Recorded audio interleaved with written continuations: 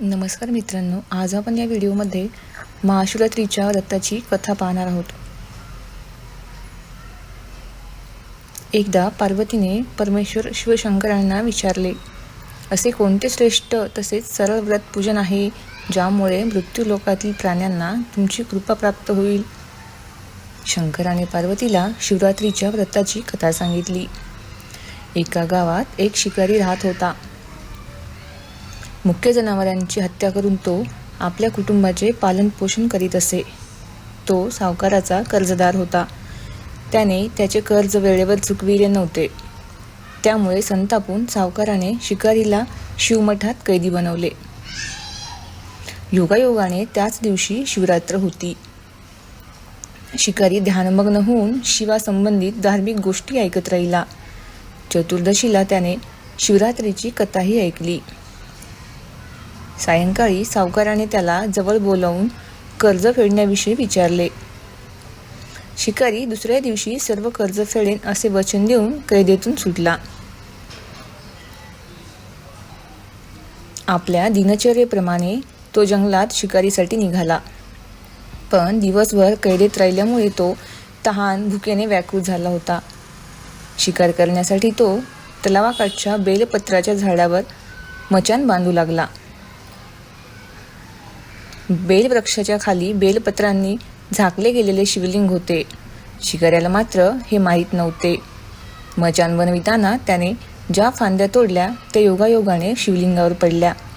या प्रकारे दिवसभर उपाशी असलेल्या शिकाऱ्याचे व्रतही झाले आणि त्याच्या करवी शिवलिंगावर बेलपत्रही वाहिले गेले। एका प्रहरानंतर एक गर्भिणी हरणी तलावावर पाणी पिण्यासाठी पोहोचली। शिकाऱ्याने आपल्या धनुष्याने तिच्यावर नेम साधलाच होता। तितक्यात ती हरणी बोलली, मी गर्भिणी आहे। तू एकाच वेळी 2 जीवांची हत्या करशील हे योग्य नाही। मी आपल्या पिल्लाला जन्म देऊन लवकरच तुझ्या समोर येईल, तेव्हा तू मला मार। शिकाऱ्याने धनुष्य बाजूला ठेवले आणि हरणी झाडाआड लुप्त झाली। काही वेळाने दुसरी हरणी तेथून निघाली।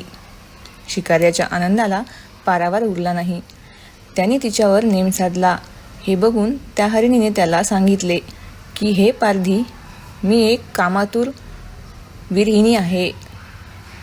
आपल्या प्रियेच्या शोधात भटकत आहे।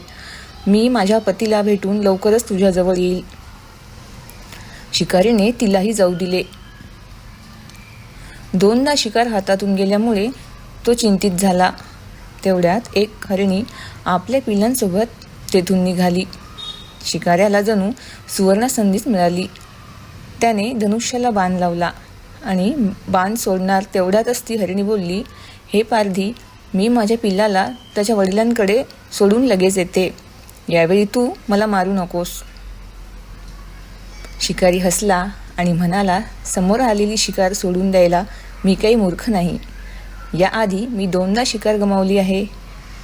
माझी मुले तहान भुकेने व्याकुळ झाले असतील। उत्तरादाखल हरणी म्हणाली, जशी तुला आपल्या मुलांची काळजी वाटते आहे तशीच मलाही वाटत आहे। त्यामुळे मी फक्त काही काळ तुझ्याकडून जीवदान मागत आहे।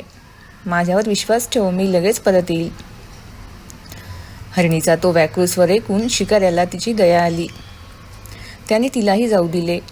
शिकार न मिळाल्यामुळे तो बेलाच्या झाडावर बसून बेलपत्र तोडत खाली फेकत होता। काही वेळाने एक धष्टपुष्ट मृग त्या रस्त्यावरून जात होता। आता या मृगाची नक्कीच शिकार करावी असा विचार केला।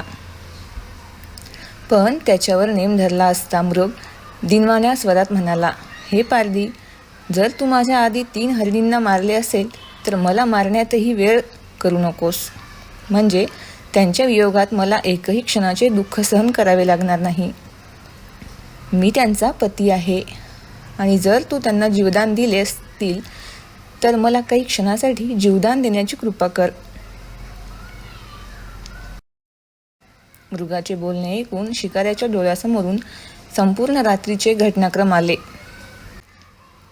त्याने सर्व कथा मृगाला ऐकविली। तेव्हा मृगाने सांगितले, माझ्या 3ही पत्नी येथून वचनबद्ध होऊन गेल्या आहेत। मात्र त्या माझ्या मृत्यूनंतर आपल्या धर्माचे पालन करू शकणार नाहीत। त्यामुळे तू मला आता जाऊ दे. मी त्यांच्यासमवेत तुझ्यासमोर हजर होतो. उपवास, रात्रीचे जागरण तसेच शिवलिंगावर बेलपत्र चढविल्यामुळे शिकारीच्या अहिंसक हृदयाचे निर्मल हृदयात परिवर्तन झाले होते. धनुष्य त्याच्या हातातून निसटले. शिवाने त्याच्या हृदयात बदल घडवून आणला. त्याला आपल्या भूतकाळातील कर्माचा पश्चाताप झाला. थोड्याच वेळात मृग सहपरिवार शिकाऱ्यांसमोर आला. या प्राण्यामधील प्रेम पाहून शिकाऱ्यांच्या डोळ्यातून अश्रू वाहायला लागले. शिकाऱ्याने त्यांना न मारता आपणही मुख्य प्राण्यांची हिंसा न करण्याचे ठरविले. देवलोकातून समस्त देव ही घटना बघत होते. घटनेची परिणती झाल्याबरोबर देवी देवतांनी फुलांचा वर्षाव केला. तेव्हा शिकारी तसेच मृगपरिवाराला मोक्षप्राप्ती मिळाली. तुम्हाला ही माहिती कशी वाटली? व्हिडिओ आवडला असेल तर व्हिडिओला लाईक करा. तसेच अशाच नवनवीन माहितीपूर्ण व्हिडिओसाठी चॅनलला सबस्क्राईब करा. धन्यवाद.